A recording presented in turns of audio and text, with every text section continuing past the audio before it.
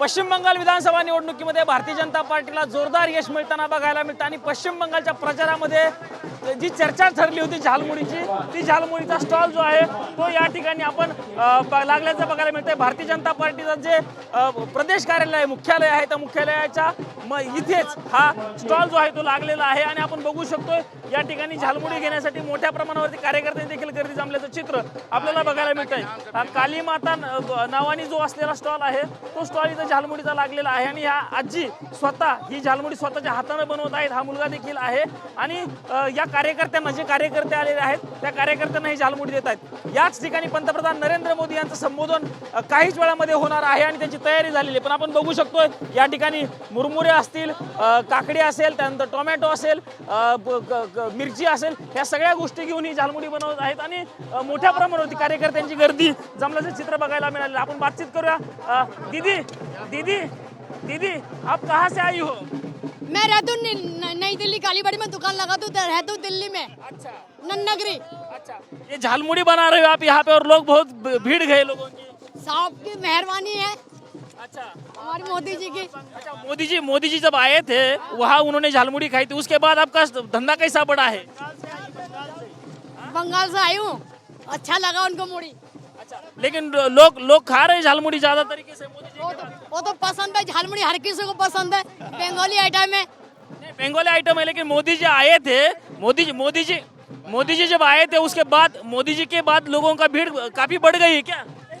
माता जी का बहुत अच्छा हुआ है। माता जी ने बहुत अच्छा काम करा है।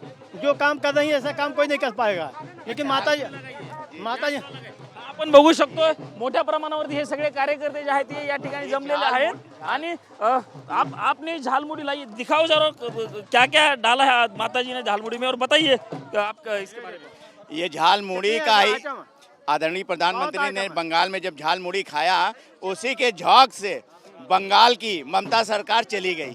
अच्छा हाँ, लेकिन बीजेपी का पहली बार सीएम बन रहा है वहीं पे। जी, ये 15 साल का अत्याचार, कुशासन और भ्रष्टाचार का अंत हुआ है और पहली बार देश की आज़ादी के बाद पहली बार भाजपा सरकार बंगाल में बनने जा रही है। आदरणीय प्रधानमंत्री जी का जो एक विजन है 2047 में विकसित भारत बनाने का, उसका एक कड़ी आज बंगाल के साथ जुड़ गया है। जो बंगाल की जो प्रचार था तब इसमें झालमुड़ी का बहुत बड़ा हिस्सा रहा है।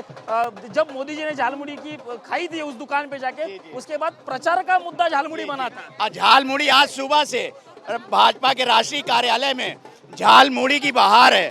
लोग जहाँ पे देखो झालमुड़ी लेके चले आ रहे हैं और झालमुड़ी का ही एक टेस्ट था, जो उसका स्वाद था, उसका स्वाद था, तो उसी के स्वाद में झाग में ममता सरकार चली गई और झालमुड़ी का आज टेस्ट और भी अच्छा हो गया। एक बार भाजपा सरकार बंगाल में बनने के बाद हम आपके चैनल के माध्यम से भारतीय जनता पार्टी की तरफ से, आदरणीय प्रधानमंत्री जी की तरफ से, बंगाल की तरफ से सभी देशवासियों की हार्दिक बधाई। आपण बघतोय हा झालमुडीचा स्टॉल आहे आणि कार्यकर्ते जे या ठिकाणी संध्याकाळच्या पंतप्रधान नरेंद्र मोदी यांचं संबोधन ऐकण्यासाठी आलेले आहेत ते कार्यकर्त्यांची मोठी गर्दी या ठिकाणी जमलेली आहे। कशा पद्धतीने झालमुडी बनवायची, तिखट झालमुडी बनवा, अशा पद्धतीच्या सूचना देखील या कार्यकर्त्या देत आहेत आणि आजींच्या चेहऱ्यावरती खूप मोठा आनंद असल्याचं चित्र।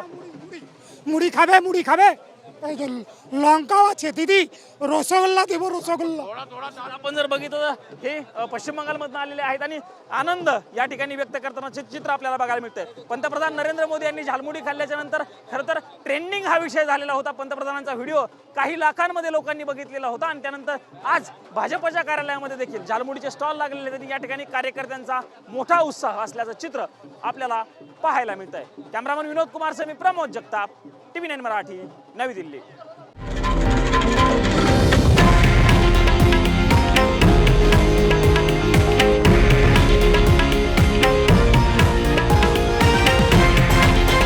हे आहे देशातील नंबर 1 न्यूज नेटवर्क आणि आपण पाहत आहात TV9 मराठी, एकमेव।